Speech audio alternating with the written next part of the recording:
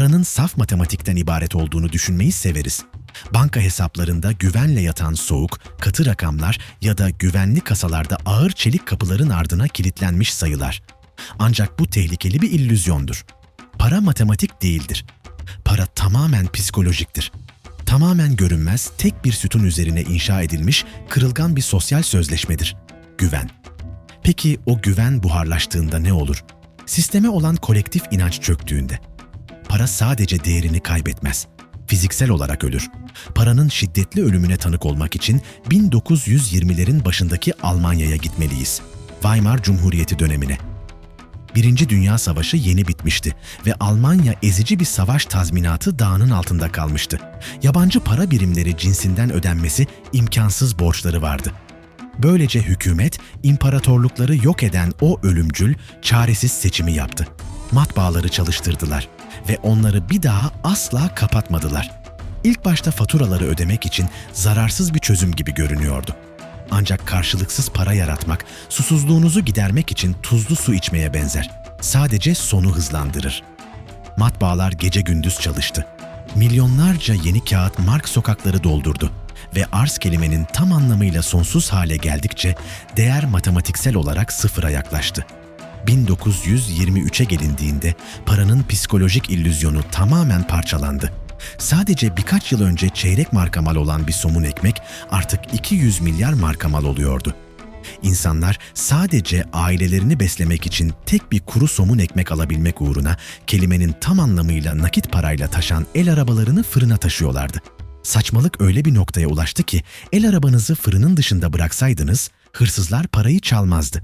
Milyonlarca markı sokağa döker ve el arabasını çalarlardı. Fiziksel ahşap nesnenin ulusal para biriminden daha yüksek bir faydası vardı. Para birincil ekonomik işlevini tamamen kaybetmişti. Artık bir değer deposu değildi. Çocuklarınızı sıcak tutmak için fırınınızda deste deste nakit para yakmak, o parayı kullanıp gerçek yakacak odun almaktan aslında daha ucuzdu. İşçiler günde 2 kez ödeme almayı talep ediyordu. Sabah maaşlarını alıp öğle molalarında kelimenin tam anlamıyla pazara koşuyorlardı.